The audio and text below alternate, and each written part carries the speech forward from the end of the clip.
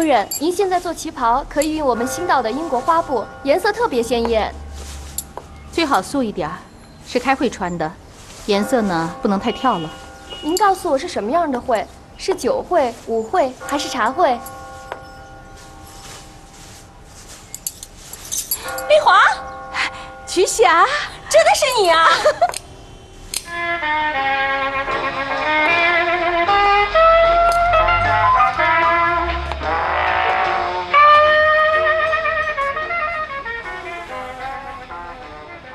这也好眼熟啊！别明知故问了，就是你们家的，是你哥哥分手时送我的。我说妈到这去哪儿了呢？原来是哥哥拿去定情了。瞿霞，有你哥哥的消息了吗？没有，半年多没联系了。南山起义结束之后，他就没有和家里再联络过。可是去年底的广州起义，他仍然在指挥名单中。是吗？瞿霞，我们之间太熟悉了。就算你对我有戒备之心，也得做得像一点儿。你是怎么知道的？我现在的工作，时常会看到些这样或那样的通报。都忘了，你现在是南京的监察委员，经常往来于沪宁之间。报纸上老看到你的消息，有的时候，你的排名就在孙夫人的后面。你现在在做什么工作？还在做妇女工作？我想啊，可是你哥哥丽人他们，从来没有停止对我们的搜捕，老是想剥夺我们工作的权利。不会吧？丽人跟我说，他在上海只是在办无线电学校，为南京培养通信人才。他隐藏得太深了。瞿霞，有件事情我想和你证实一下。你说，湖南老家有人给我父亲写信，说是在朱德的工农革命军里看到过沥青，这消息确实吗？你哥哥现在是南京中统驻上海的负责人，你应该去问丽人呀。他们有无线电台，而我们没有。瞿霞，沥青是我最心疼的人，我想知道他在哪儿。他为什么没和瞿恩在一起？他们两个，一个在广州出现过，一个却在湘赣边界的大山里。首先是因为白色恐怖，其次是独裁者们宁可错杀3000，不可放过一个的屠夫政策，把我们共产党人逼上了梁山。他们那些已经武装到牙齿的军队，在任何时间、任何地点，都要把我们赶尽杀绝。我们呢，只好针锋相对。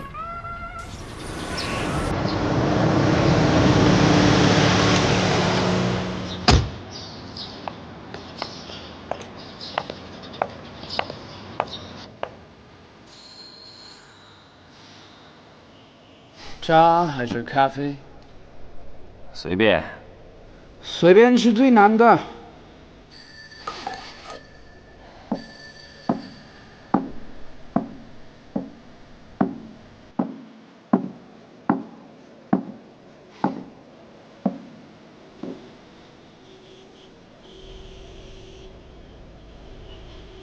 我。行。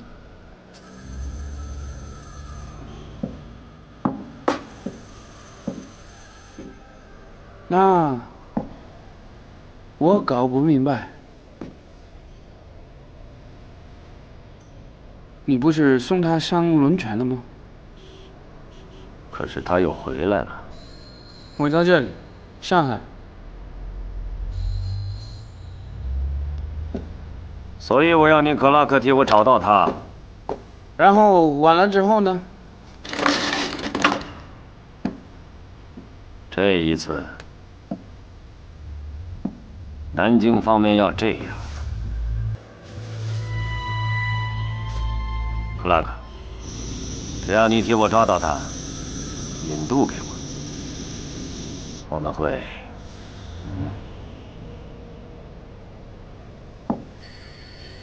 如果我早知道是这样，我不会送他上船，我就会直接把他存进银行。没这么简单，租界内都成了他们的池塘了，水肥鱼美啊。Why？与其临渊羡鱼，不如退而结网。租界内有他们的短波电台，再与莫斯科联系。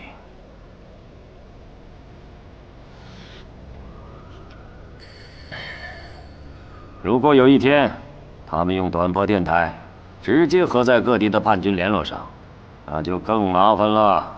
那你要我做什么？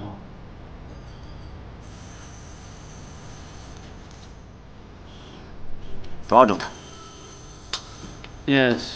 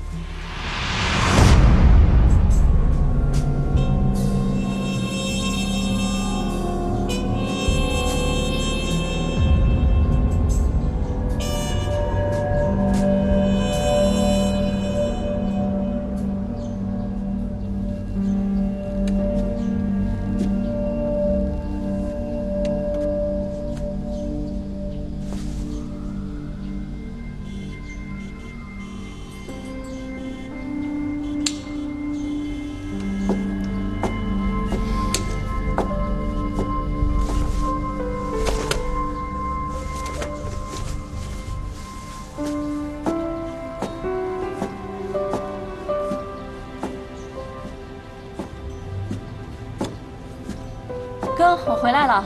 上级有指示吗？有，香港边界发给中央的军事报告。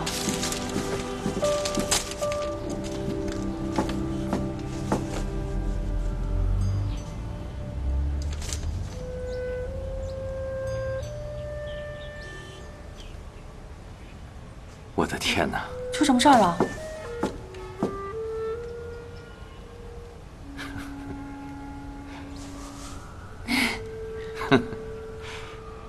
想知道吗？嗯。拿眼镜。嗯。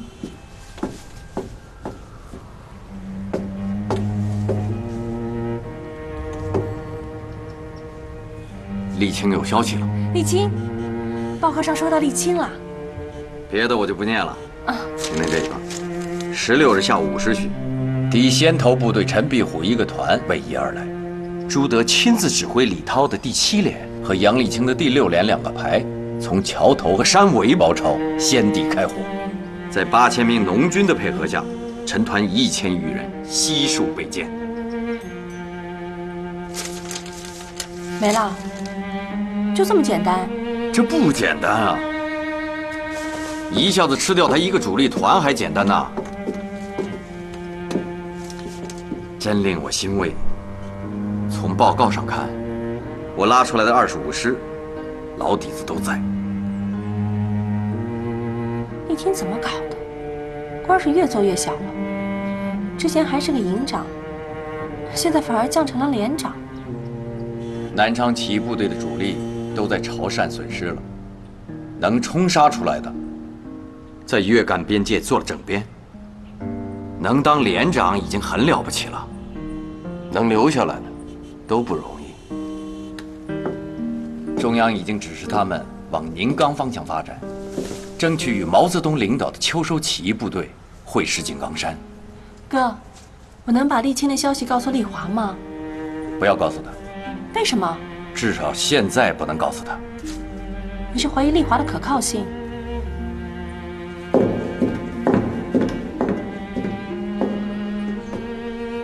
你怎么能这么无知呢？我们同湘赣边界的联系主要是通过邮政线路进行的。丽人是搞情报的，万一丽华说漏了嘴，他中调科仅凭时间差就能推算出我们的通信方式，懂吗？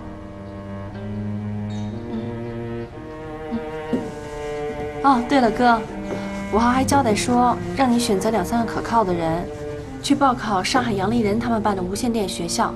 哦，对了，争取打入中统内部。曲霞。啊，最近出入要谨慎。嗯，现在各地的武装最缺的就是无线通讯人才了，就让他们替我们培养吧。这个决策好，一举两得。来，收好，点军。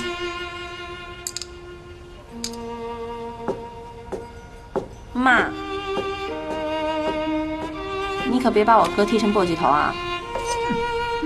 给我哥剃头可小心点儿，剃成簸箕头就没办法出入高级场所啦。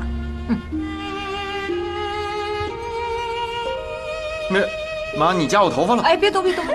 哎，对，你看看，秃了一块吧。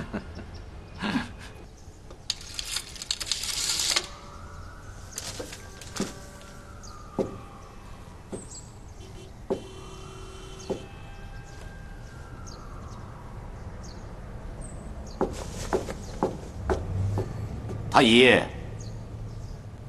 丽人走了好多天了吧？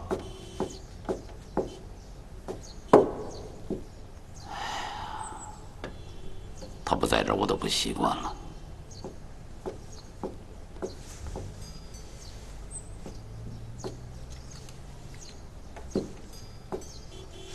还看呐？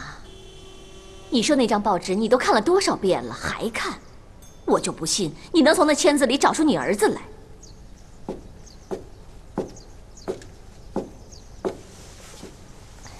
听贺，我听说颐和银行的存期又涨了，咱是不是把那笔钱从国民银行转过去？哎呀，听贺，我跟你商量事儿呢，你听见没有啊？你懂什么呀？满脑子就那么点蝇头小利。你那上头有什么大事啊？你看见没有？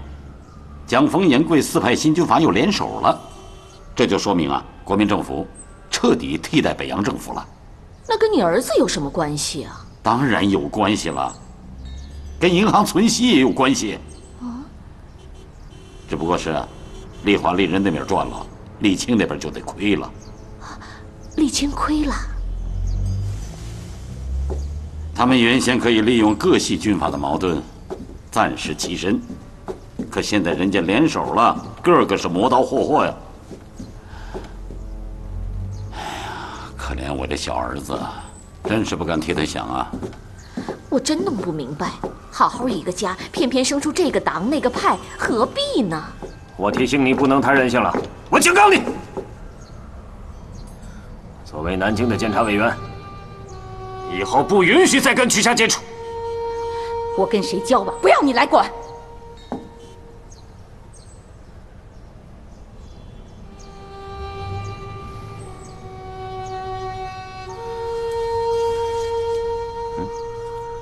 我的部署3天前在大街上拍下来，好亲热呀，像姐妹呀。送我这儿来是我把她给压下来的。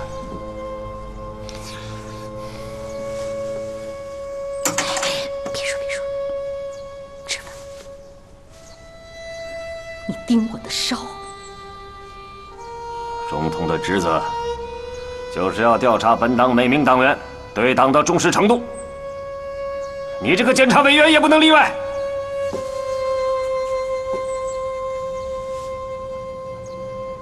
你完全可以出卖你的妹妹。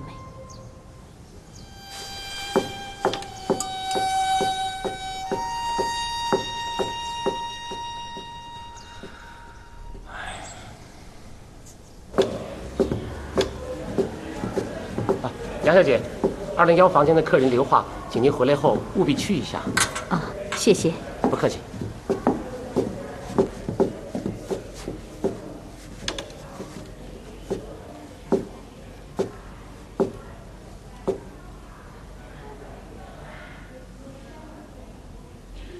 委员同志，学成归来，还没来见过你的留学推荐人呢。你不是来开会的吧？我才瞧不上这种屁会呢。我是来筹饷的。三军要想锐利难挡，皇帝可不拆恶兵。老蒋让我去剿共，可我的部队连饭都吃不上，怎么叫他们去打仗？那你怎么住在这儿？财政部宋部长在会上呢，他是财神爷，我得盯紧了他才行。有件事情，我一直想找机会问问你。说吧，什么事儿？沥青的事，是你把他要到第4军的？我就知道，总有一天你会这么问我。你既然知道，为什么还要把他逼到这一步？你这么说话就不凭良心了。你说说看，你杨丽华替人家找了2个姐夫，你让你弟弟别那么猥亵听谁的好不好？哈哈，有缘修的同船渡，一日夫妻还百日恩呢。别生气，我不想和你扯这些。既然你的部队在江西，沥青的情况你应该都知道。当然知道，可没办法，这前500年后500年的事情，我都给你弟弟讲清楚了，可瞿恩还是把他给拉走了。这里边很大的原因，是你对瞿恩比对我更多情。你别胡扯。不是吗？你说说看，你在莫斯科那么长时间，给我写过信吗？可你却给瞿恩写过。是啊，我是给他写过，但我只是和他讨论一些理论上的问题。那你干嘛不能跟我讨论讨论？难道咱们俩除了在床上，就不能有点别的探讨方式？你能不能不说这些呀？毕竟是留洋了，几块洋面包，撑得瞧不起我这粗人了。你刚刚说你要奉命剿共，是剿沥青他们吗？你说呢？还会是谁？你这姐夫可真是做到家了。哦，姐夫，监察委员这么说，你还是认我的。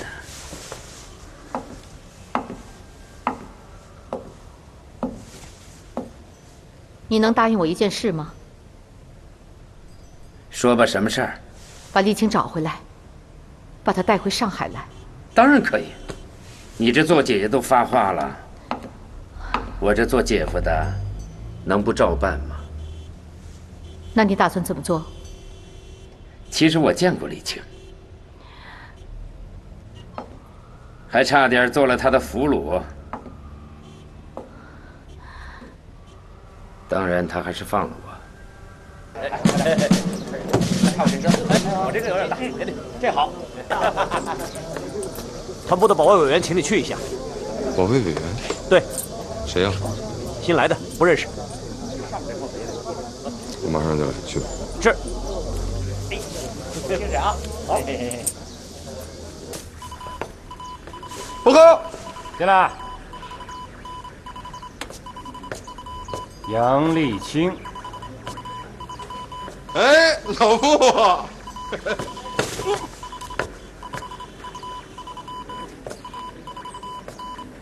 没想到吧，我们又见面了。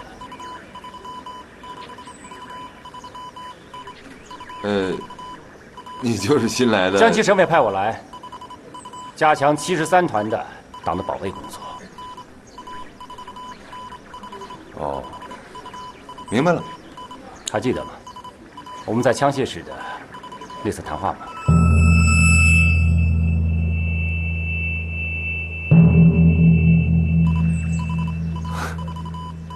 老穆，你还真记仇。这是什么话？这是我个人之间的事吗？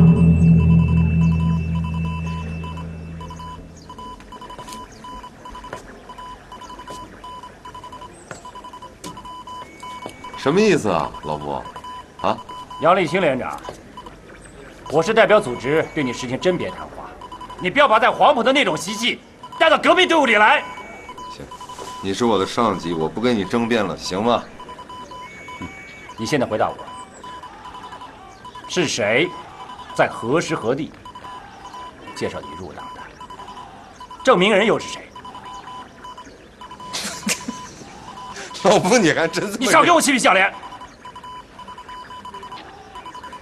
当初我可是亲眼所见，在中山舰事变的当天，你用步枪对准了瞿恩，并且逮捕了他，这是事实吧？对，我是干过这事儿。那么问题就来了，那么谁又能保证你在今后的什么事变中不会再一次把枪口对准我们呢？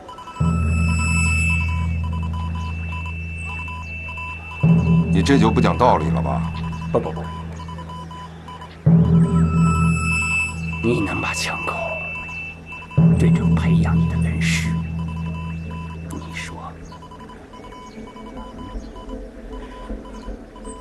你说你还有什么事你干不出来？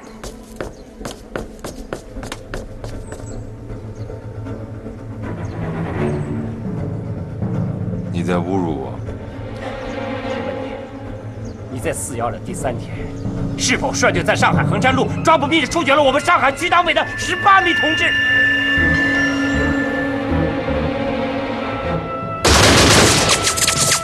对，当时我在现场。你承认就好。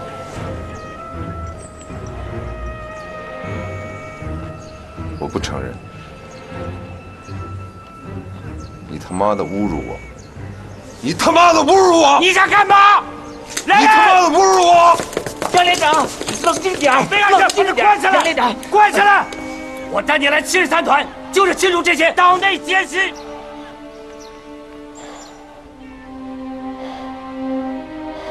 带走杨连长。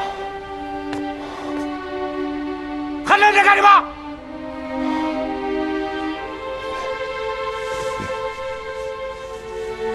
我自己来。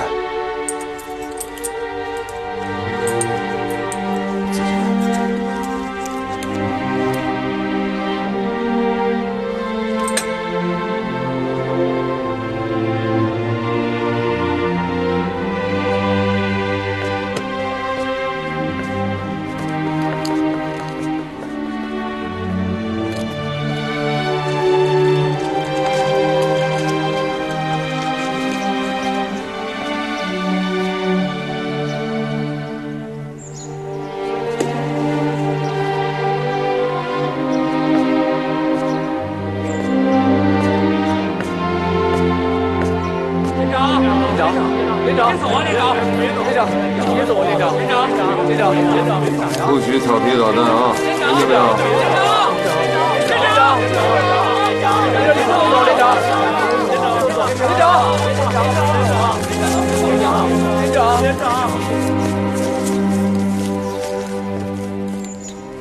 敬礼！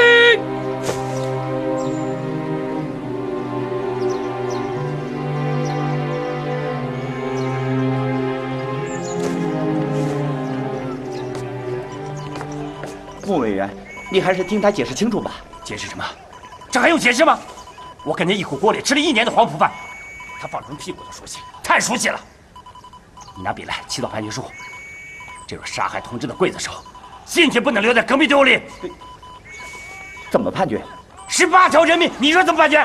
不大好吧？第6连战功卓越，一路夺光斩将，这种人就是职业杀手，完全没有革命理念。不要一罢，否则后患无穷。你写就这样写。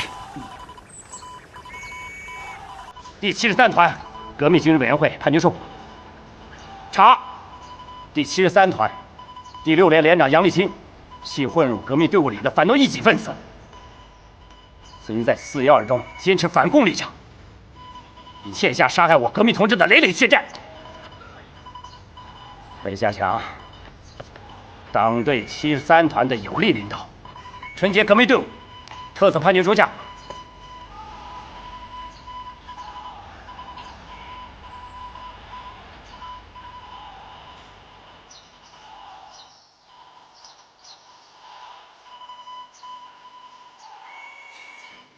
这麦子怎么回事？6连的官兵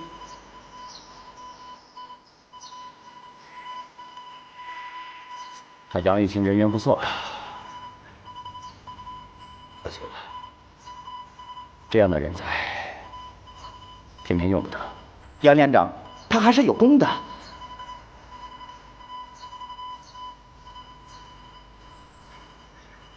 那好，我算上他的功。罪减1等，不予枪决，撤销其第6连连长的职务，开除党籍，曾林奇立即离队。老穆，你可以要了我的命，可你无权把我跟党分开。你知道这对我意味着什么吗？从此我就是没娘的孩子了。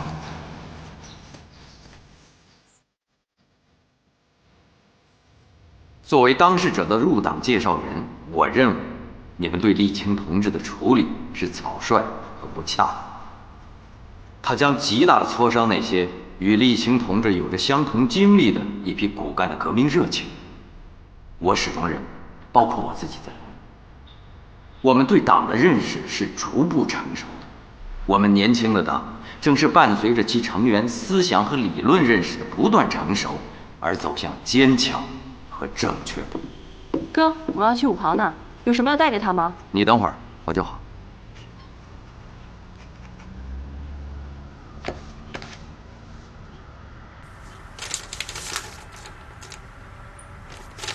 徐霞，哎，你来，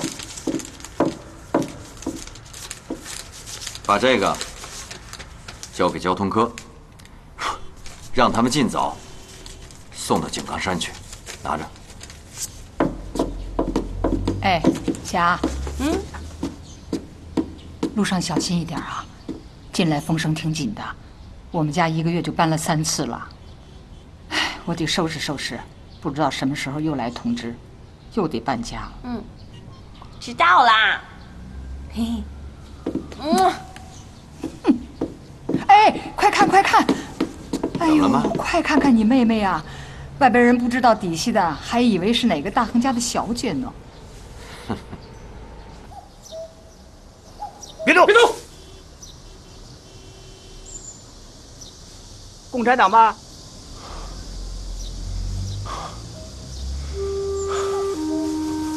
不是，不是，我被开除了。开除了。走，是。不被开除哪来的枪啊？这是什么？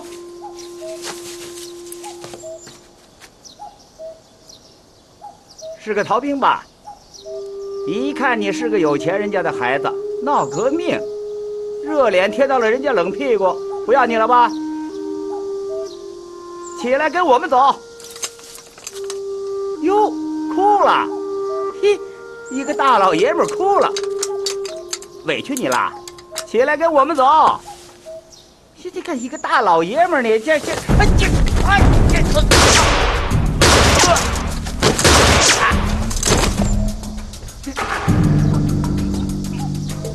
怎么知道我是被开除的？啊，我给你个热屁股。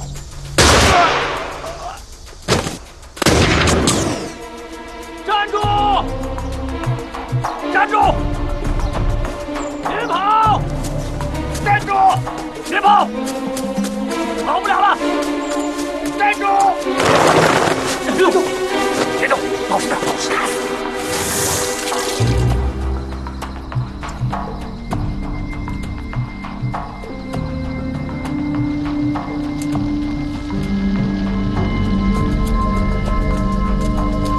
舅舅，算出来了吗？什么人？红兰呐，此人来头不小啊。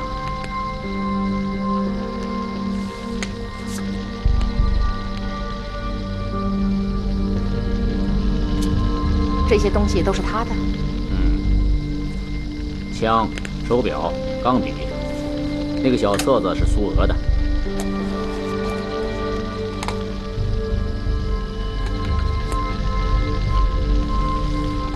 还有别的吗？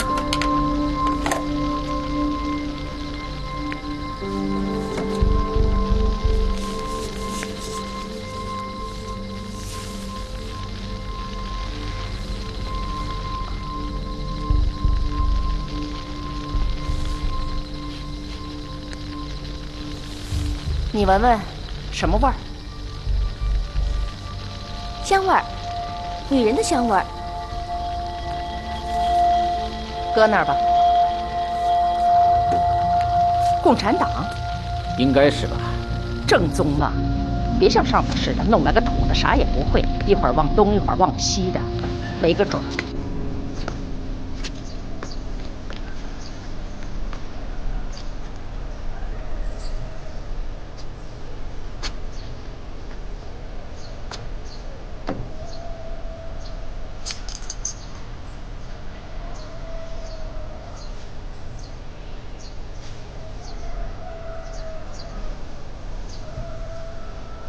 臭婆娘，再踹我！臭婆娘，你赶紧放我出去啊！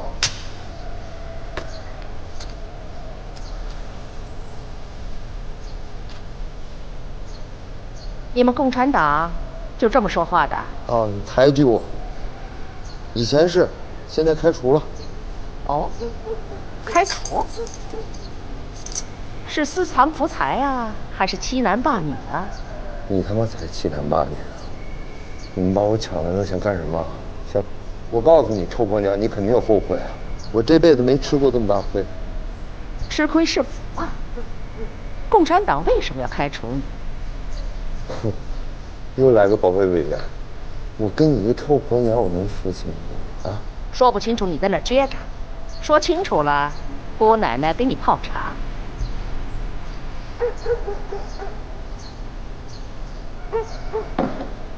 哎，姑奶奶，奶奶，你说你坐那又吃又喝的，我在这又渴又饿，能说得上话吗？我白凤兰就是因为跟官府说不上话，所以才会扛枪上山做赤党的。哎，你说什么？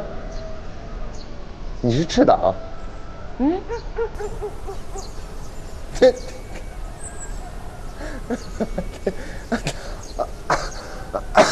就你还赤党呢？你配吗？啊？哎，我告诉你啊，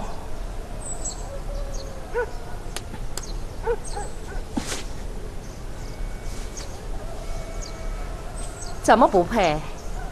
开农会那年，我白凤兰手底下有4000多赤卫军，有4000多呢，就你啊？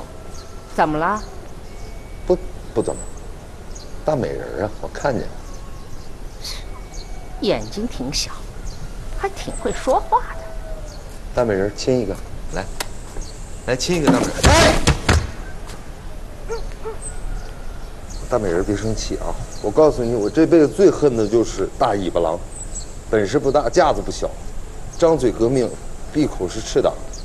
你只要胆子大，口号喊得响，哎，怪不得。共产党为什么要开除你？就你这个腔调，跟白党的还乡团还一模一样呢。叫舅舅进来，我不想跟这种假共产党说话。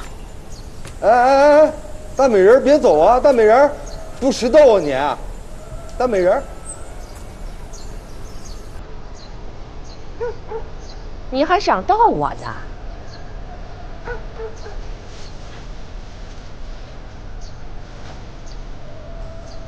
逗我呀！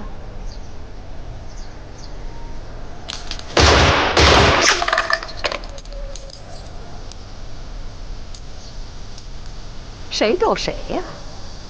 瞧你那小脸儿！碰见鬼了，女鬼啊！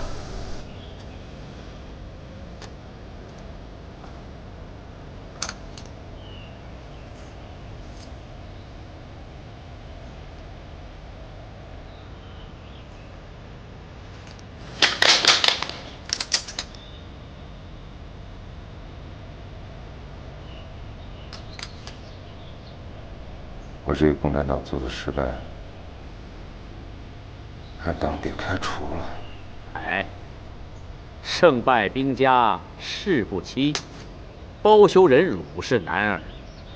江东死地多才俊，卷土重来未可知啊。说说，怎么个卷土重来啊？大丈夫不可一时气短，我看你就留在我们青花寨吧，给我们当个党代表。我们一直想有一个。你们人枪有多少？明着说370多人枪，暗地里2、3千人呢。暗地里怎么说？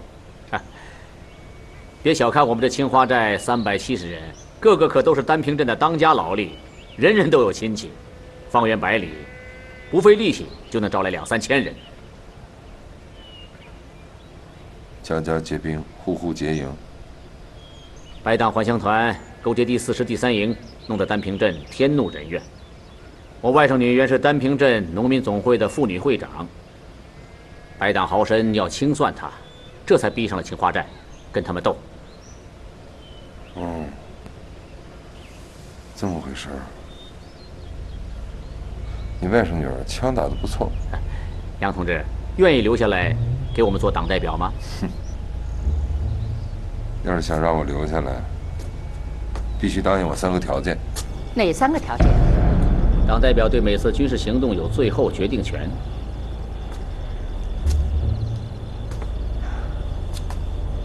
这个可以答应。在没有战斗期间，所有的人枪由他实施训练。这个也没问题。党代表在实行上述2项工作时，任何人不得干预。这个任何人，包括我吗？司令，要想留住此人，只能如此。那就先让他搞搞汗。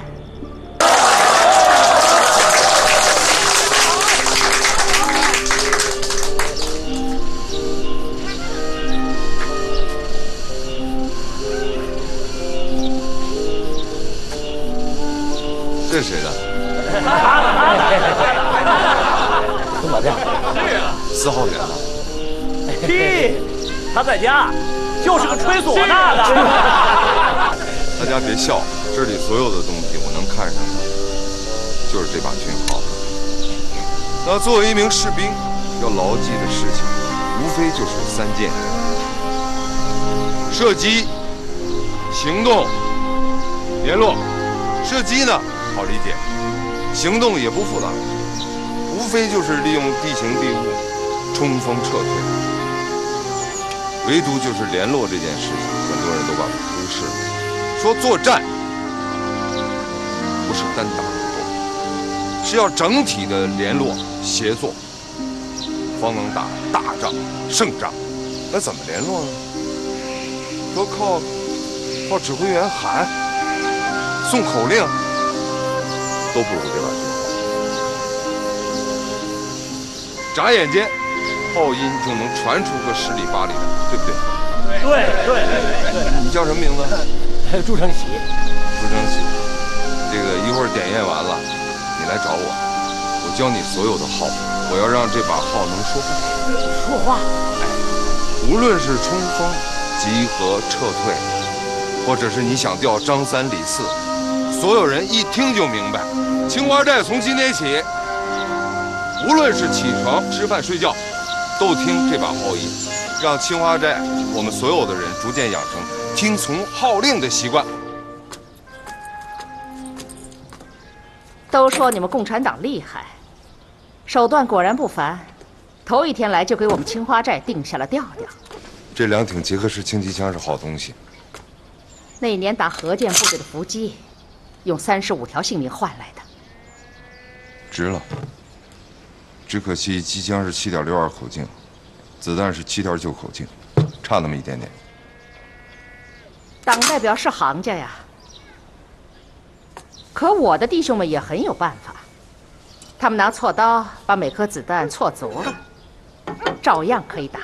打是能打，只是手工搓磨的子弹，机枪就不能连发，精确度也大打折扣，打出去也就是吓唬吓唬敌人。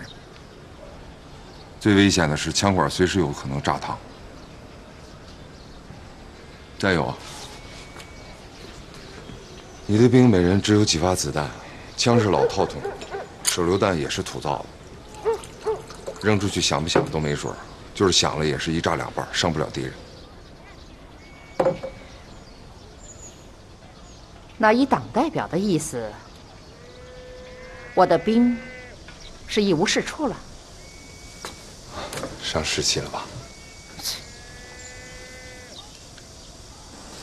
那我高兴的是，你的人员成分极好，都是朴实的农家子弟，没有那些无法无天的土匪习气。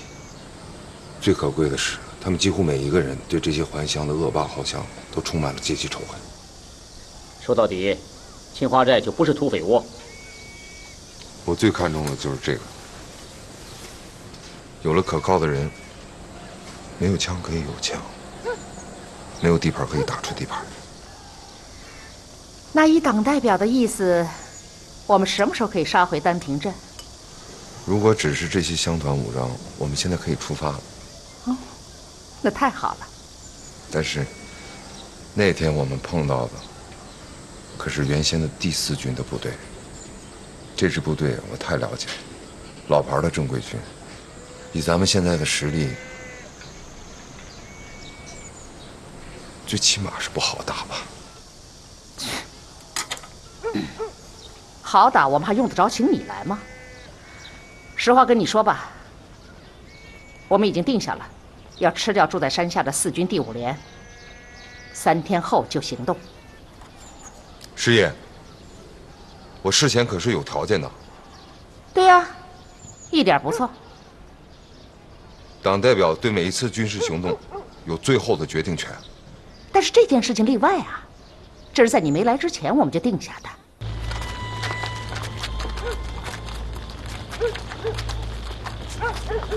国副叔，出去啊！哎，国副叔，啊，去哪儿啊？啊，党代表派我去落凤村打探一下情况。那你怎么没跟我报告呢？党代表说了，此去是侦察训练，人枪训练他说了算。司令，我可以去了吗？去吧。是。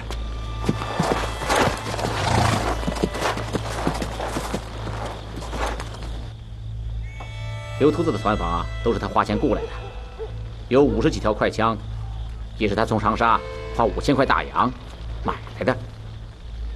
这个平原村呢，是他的一个点儿，35户人家，都是刘秃子的佃户，户户跟我们是一条心，只是犯了一个地名，不宜做你进步方向。犯地名是什么意思啊？杨同志，你属虎，虎落平原被犬欺。哦，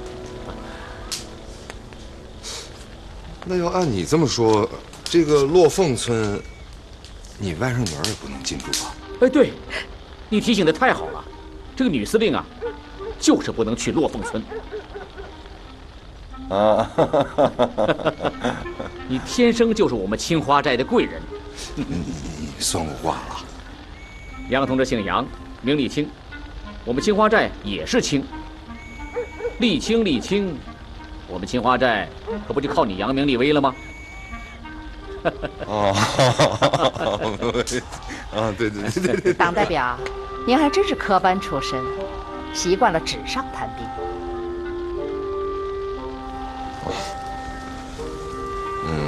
我的一个老师跟我说，这纸上的兵呢，也有深浅之分呢。哦，那您这是深呢，还是浅呢？不涉水焉知深浅，得打完了这仗才能做定论呢。哎，你是同意我们打内山之战了？不是，这个白司令主张打，那我们就奔最好的结果去争取嘛。哼，这才像我的党代表。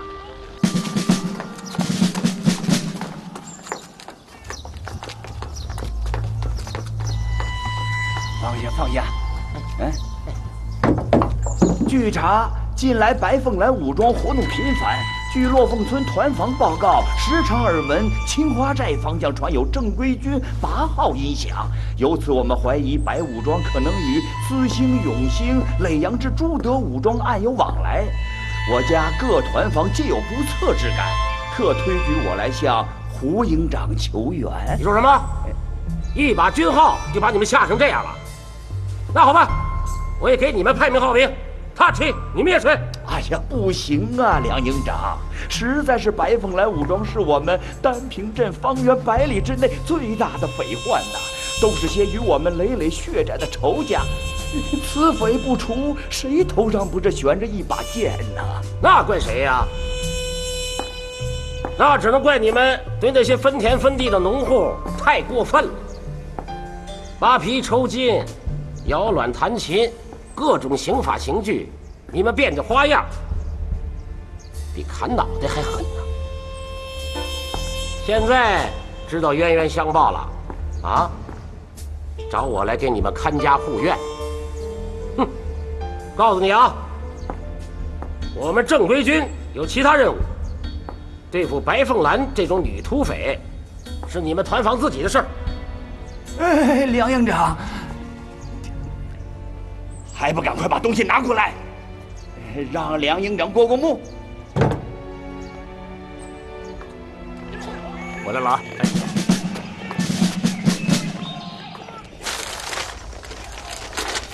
把头举起来。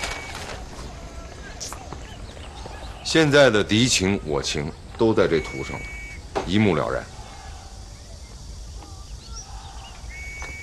你们大家可能很奇怪啊，说这党代表为什么让我们不厌其烦的总是侦查、侦查、侦查再侦查？就是为了获取情报。我们必须得清楚的知道对方是什么人，什么部队，什么番号，长官是谁，从哪儿来，打过什么仗，哪儿毕业，有何特长。有了情报，这仗就好打。那我说到这个第5连的连长高柏林，原来是第4军军长的卫士。我记得是8年前，我第一次上战场，他借了我3支驳壳枪，打完仗我还给他6支。他认识我，我认识他，这是什么呢？这就叫知己知彼。那这个情报重不重要？重要。但还不是最重要，最重要的情报细节是国副书提供给我。国副书很好啊，提出表扬，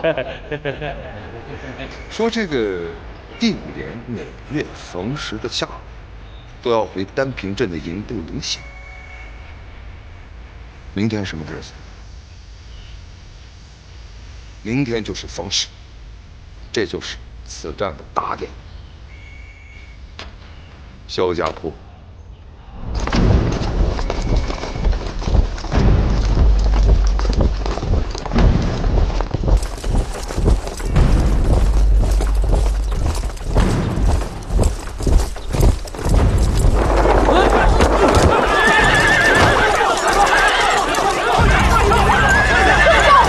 把枪放下！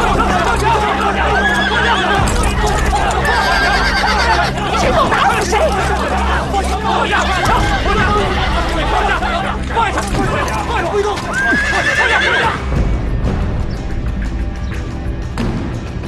！4军的弟兄们，我是你们高连长的朋友，老相识了，稍安勿躁。我向你们保证，只要你们不开枪，肯定没事儿。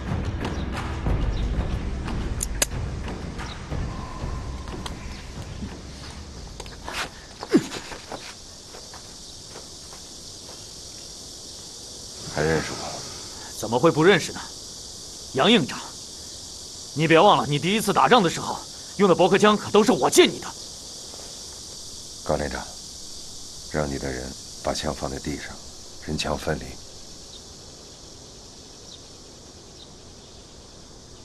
听见了吗？千万别逼我做我不愿意做的事情。你在羞辱我！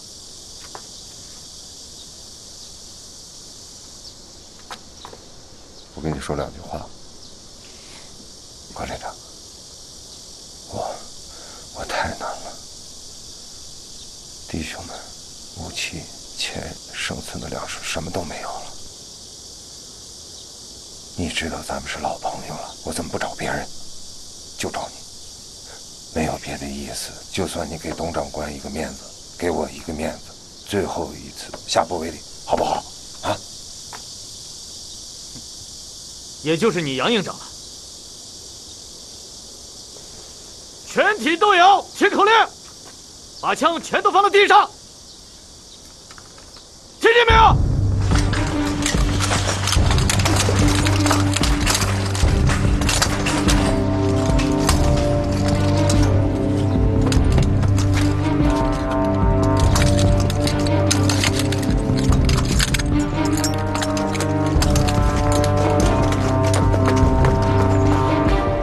杨营长，你还有什么话要带给董长官吗？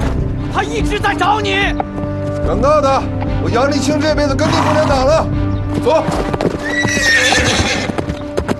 一枪未放，一个连的装备你就给我扔了，你也有脸回来见我？英佐，你容我解释一句。高伯龄，别以为你做过董长官的卫士，我就治不了你。我现在就能毙了你，你信不信？营长，我跟你说。共军都说我们是运输队，别的部队我管不了，只要是四军，谁敢做运输队，我挖他8代祖坟！营长，白武装领头的就是咱们老四军的一名营长。你说什么？他叫杨立清。董长官的小舅子杨立清，不是他，我能一枪不放吗？难以置信，他怎么跟女匪走到一块了？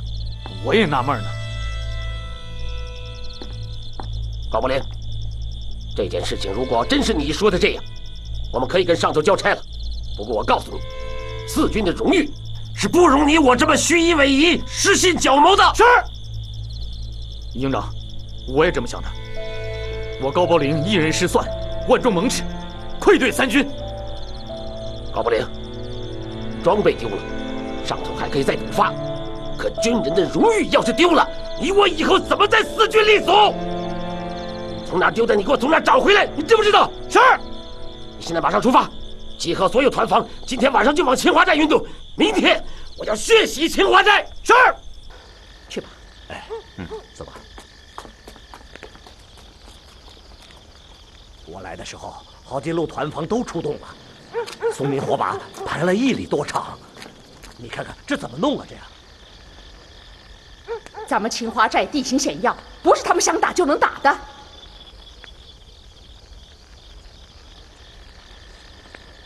怕就怕打成胶着战，给你来个水桶阵，围上你3、5天，想有什么作为都难了。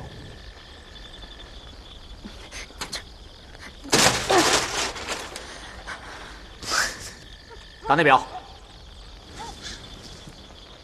各队都已经准备停当，是不是进入各处关防？坚决不行，师爷。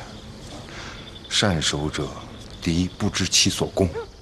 你能说点我听得懂的吗？芬兰，既然第3营是倾巢而出，那我们就让出清华寨。让出清华寨？你疯了吗？我们直接打击他的单平阵，跟强敌交手，你不能随着他，他们打他们的，我们打我们的，谁的坛坛罐罐最多，谁的损失也是最大的。那个，把我的笔还给我。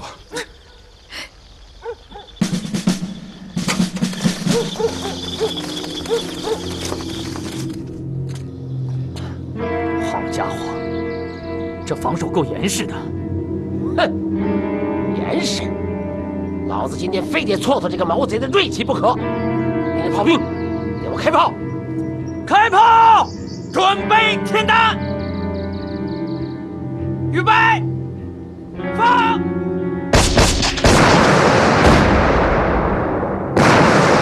放！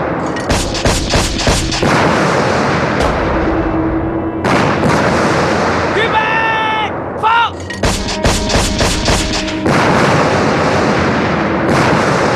炮火延伸，你向总部上。是。王团总，在，可该你的大刀队上了啊！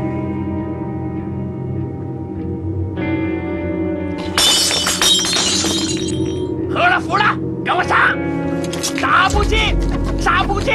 太上老君急急如律令！杀不尽，杀不尽！太上老君急急如律令！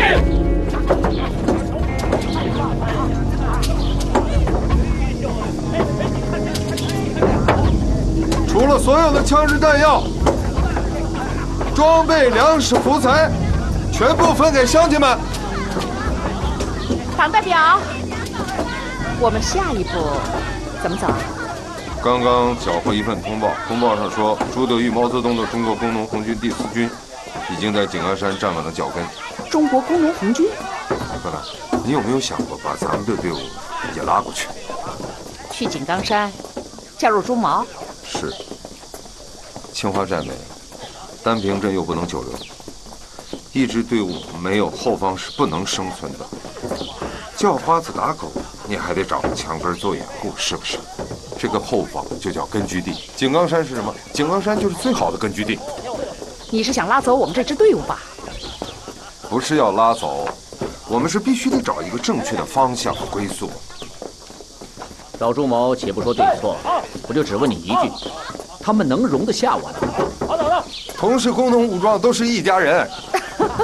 一家人，他们连你这样的都容不下，我们这样的就更难了。我的情况不一样，特殊。党代表，不是我不给你面子呀，乡下人也惯了。生于斯，长于斯，也是穷家难舍，熟地难离呀。你让我们抛家别土到那个深山野林子里去，别说我这把老骨头拖累不了，我也说服不了大家伙啊。你去传令各队队长，你让他们把缴获的东西能带的全带上，我们往鸡公山转移。是。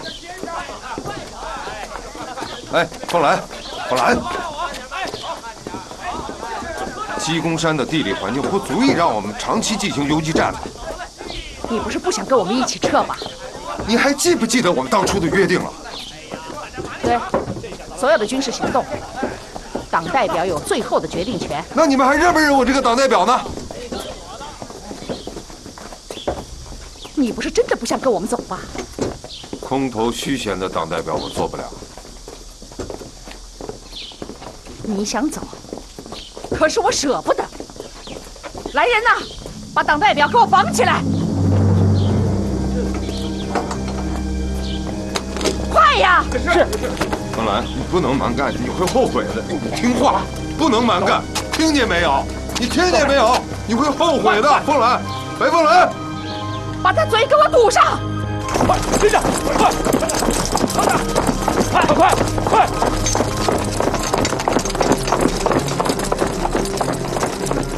报告营部，驻守排以及所有的军需机甲都给拿走了，镇上的大户家财也被洗劫一空。这个杨立清果然是黄埔的高材生啊！写报告，直接给董长官写报告，把这个烫手的山芋还给他，我待会看看他这个做姐夫的怎么办。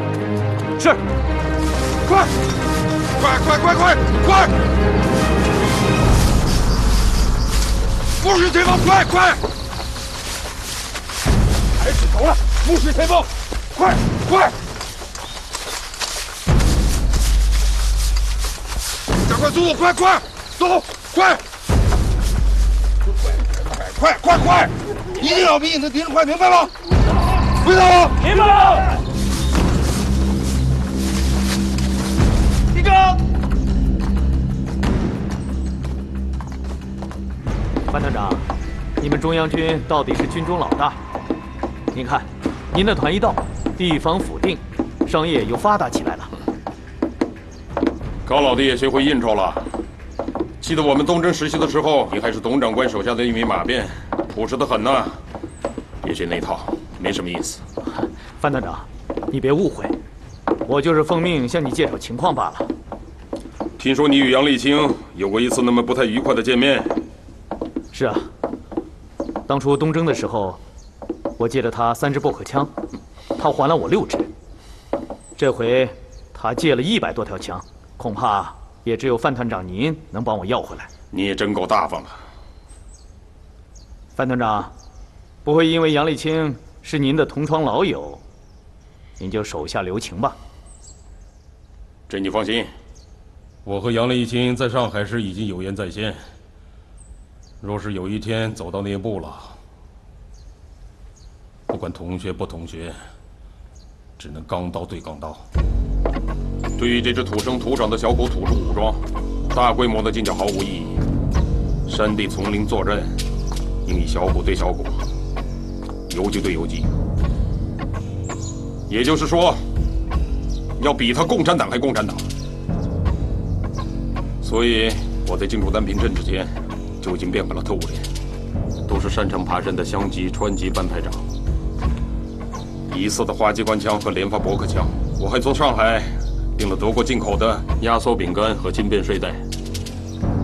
所有这些，意在减轻单兵负荷，增强山林里的持久作战能力。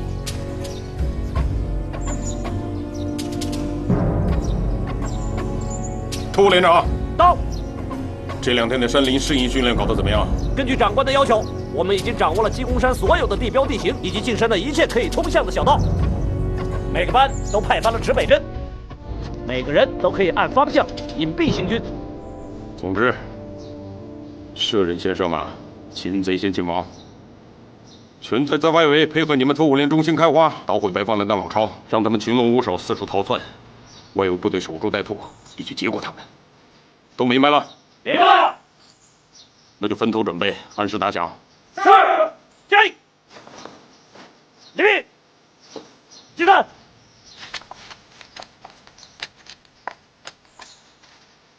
范团长，这是知根知底，棋高一招啊！别给我灌迷混蛋！李兴那小子鬼得很，对他艺术不行，留2字入本碑。哎，对了，从山里传来的一个好消息，那个女匪首和杨丽清并不和，已经不像从前那样对她言听计从了。那小子属贾宝玉的，是女人就特喜欢他。丽清，大宝，你小子怎么来了？哎，我给你们介绍介绍。不用了，他自己已经介绍过了。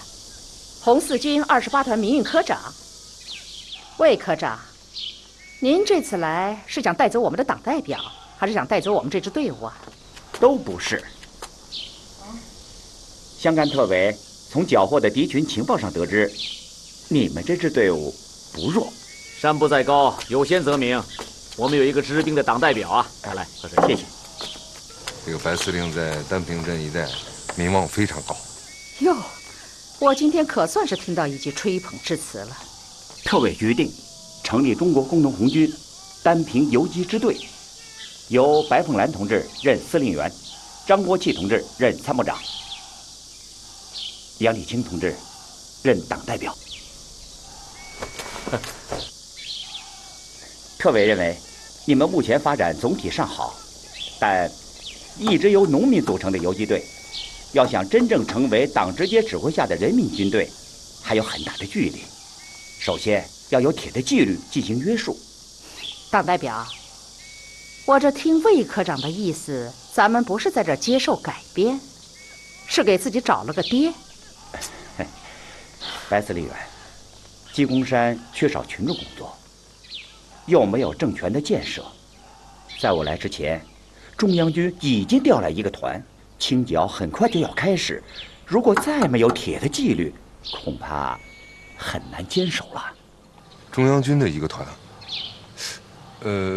不是第4军的部队了吗？10天前，我们的南昌情报组发现，中央军116团已经过来了。原以为是去郴州城对付红四军的，没想到直冲丹平镇。116团，老范来了。116团的团长范希亮是我的同班同学，是我的班长。此人大才。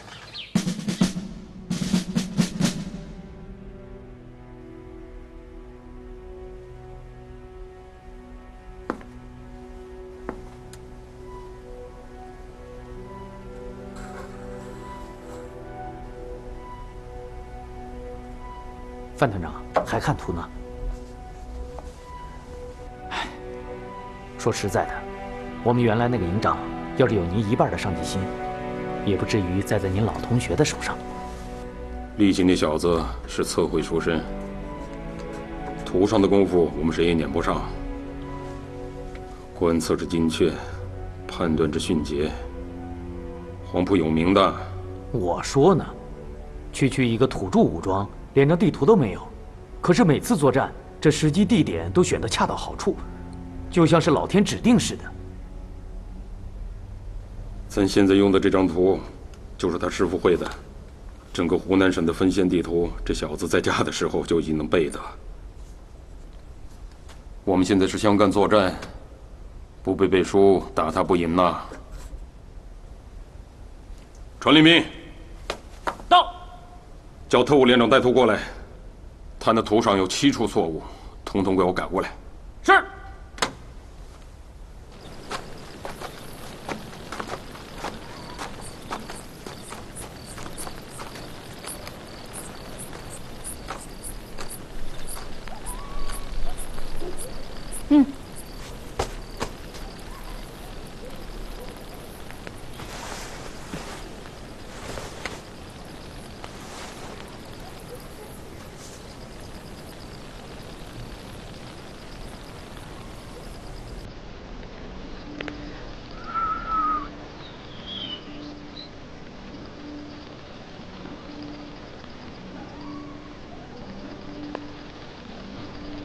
喂，你停一停行不行？见到司令员不敬礼就算了，给我说说话总可以的吧？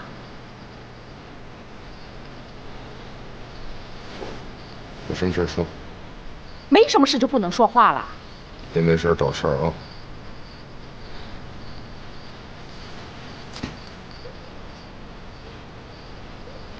你就说那个魏科长吧。待了半天就跑了，还给我们留下了一大堆的要求。我要不是看你的面子，早把他绑了。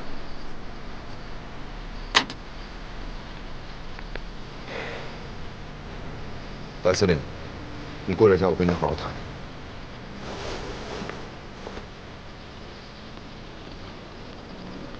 凤兰，凤兰，过来，你不是要跟我说说话吗？我跟你说说话，来。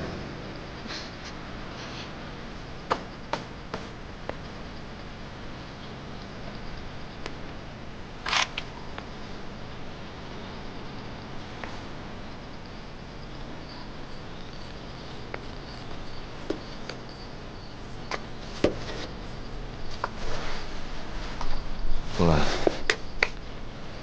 我必须严肃的跟你谈一谈。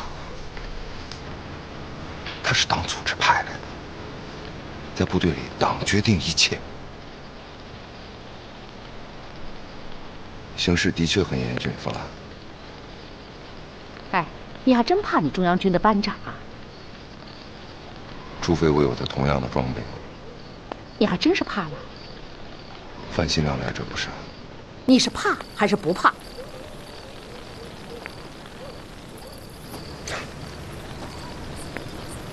怎么会不怕呢？我们以前的对手都不了解我，所以屡屡我们可以以弱胜强。现在碰上一个知根知底的对手，弱就是弱，很难再转化为强。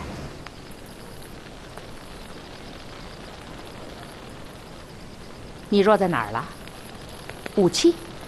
武器是一方面，我最担心的是纪律。哼，恰恰是这个我最不担心。你说他们谁敢不听我的话？要不是我白凤兰，他们早成了还乡团的刀下鬼了。你以为纪律就是听话？纪律不是听话是什么？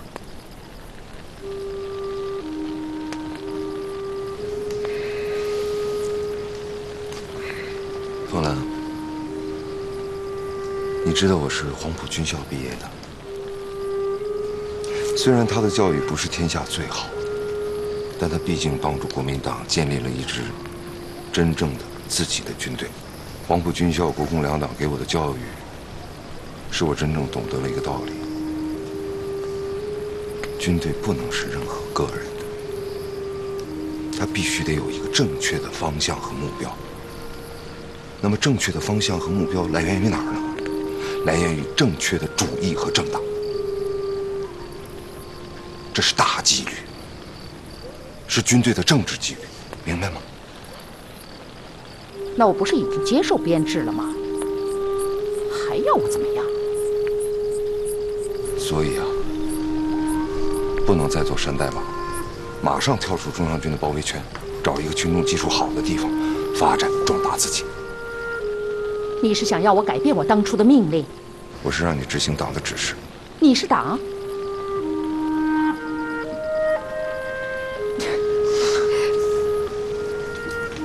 我只是其中一员，将来也许你白凤兰也是其中的一员呢。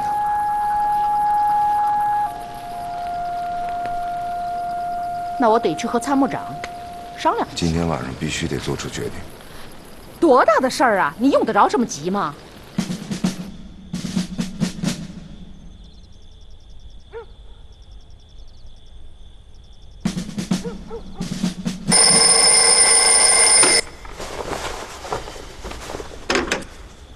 告诉特务连，可以出发了。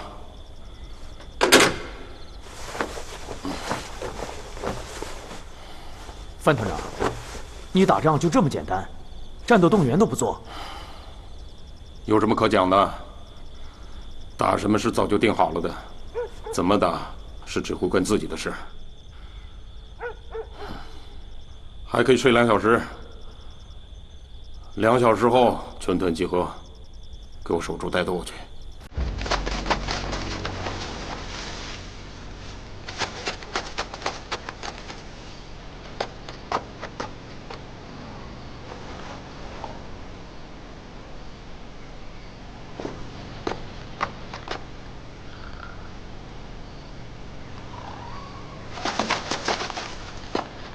起来，起来，起来，起来，起来！快，国副处，起来，兄弟们不睡了，快起床！起来，快起来，起来！怎么了，党代表？出什么事啊？安静！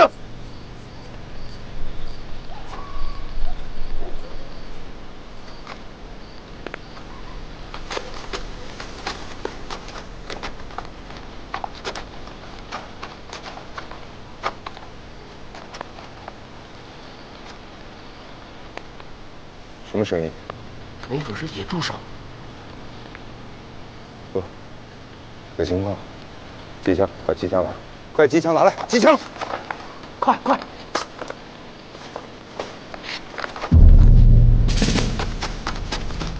明明是枪栓的声音，我就没见过带枪的野队。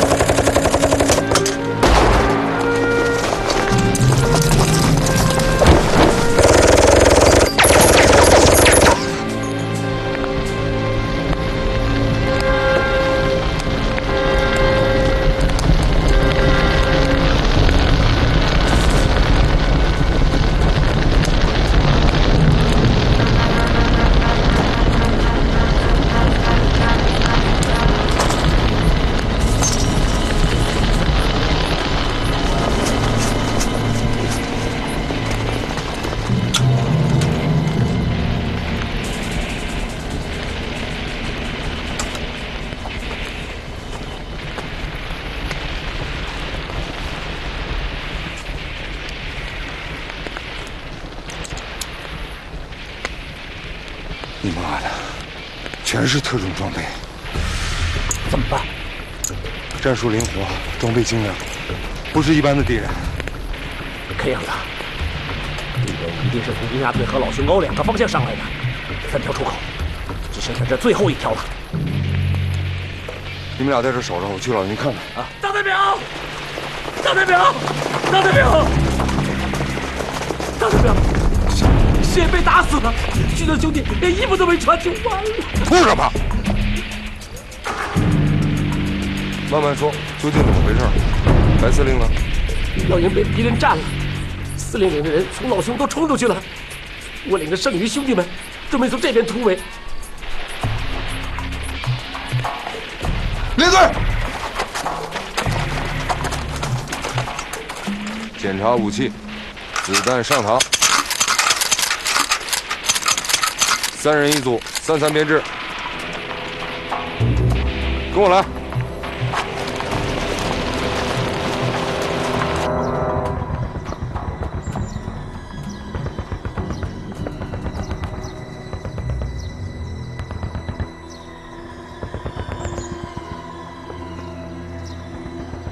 听枪声的分布，进展应该很好。到处都是特务连的手提机枪声。哼，这声音听上去别提有多舒坦。范团长，您是要把林子里的兔子都赶出来打？一点不错。只有撵出来，我的大部队才能施展拳脚。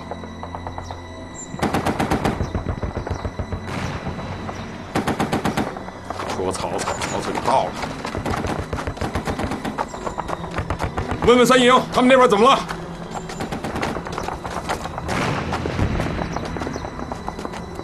团座，团座，三营长报告，刚刚有一股不足100人的赤党武装企图冲出包围圈，被三营打回去了，至少击毙20多人。三营长请示，他的部队是不是要追上去？不要追，要学会以逸待劳。告诉各营，往腰扎紧，撵兔子的任务全部交由特务连去办。是。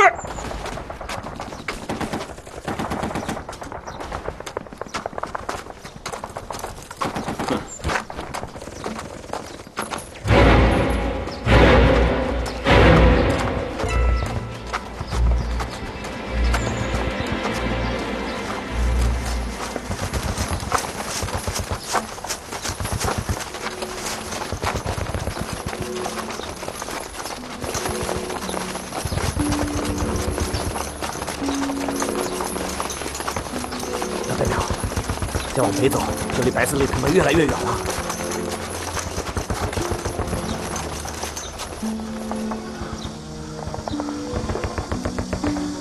你休息，你休息。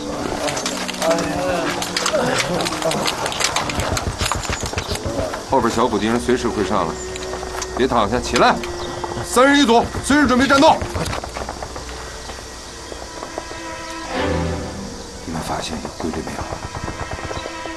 我们路遇的小股敌军，只要我们往外打，全部跟我们纠缠，打完了就退。是啊，是挺奇怪的，还没见过这么个打法。事情把咱们往套子里赶，中央军的大部队在外围张望待命。那咱们不能再往北走了，得回头啊！跟我们的小股敌军是做了充分准备，可以在内圈跟我们上去周旋。对的，非常麻烦。那怎么办？白司令是个多用少谋的急性子，我担心他耐不住纠缠往外突围，一头扎进网里。王大哥，咱现在这点人手也帮不了他们呀。帮不了也得帮，所以我们不能回头，继续在这牵制敌人。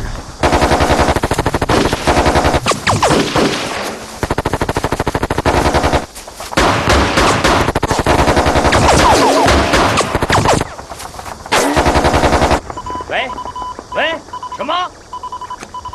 团座，三营报告，特务连有2名人员下山，到了三营营部，带回了山上的消息，说他们凌晨就占领了白凤兰的老巢，击毙俘虏100余人，其中查有匪首张国器。还讲了什么？电话线路不好，听不清了。马上派人查线，没有通讯你还指挥什么？是。范团长，一切都照你事先的计划进行的，水落石出就看今夜了。警卫班长到，带2个人跟我去三营，看看那山上究竟是什么情况。是，范团长。那我呢？你留这儿，有什么情况，线路修复以后，让他们把电话打到三营去。是。走。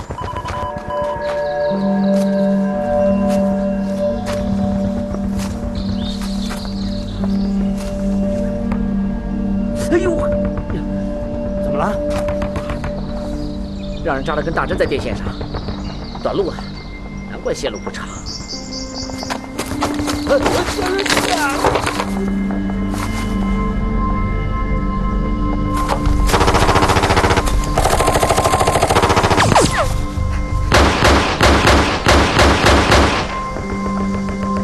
顺电话线走，找他的指挥部。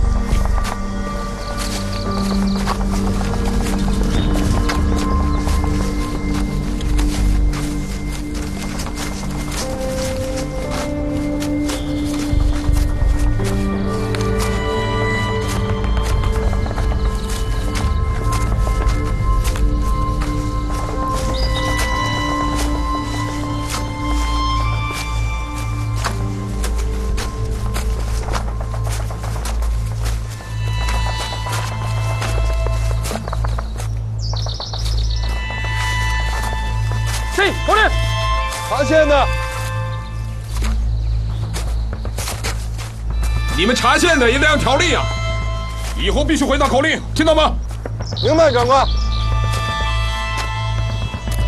那口令是什么？是这个，老范。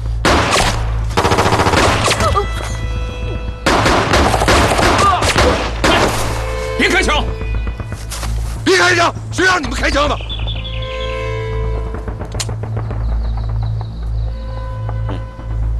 李清，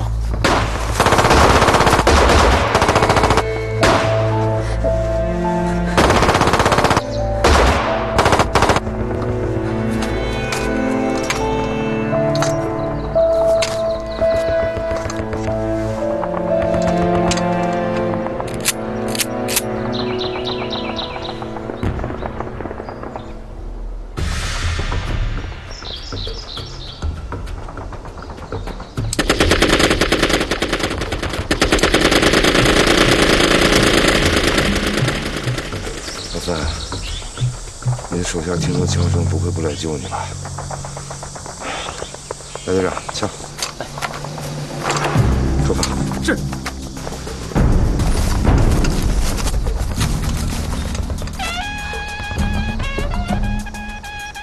是几舰号？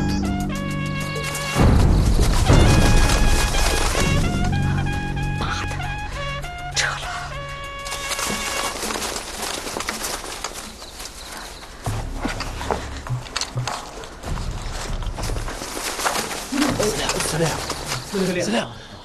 司令，只剩36人。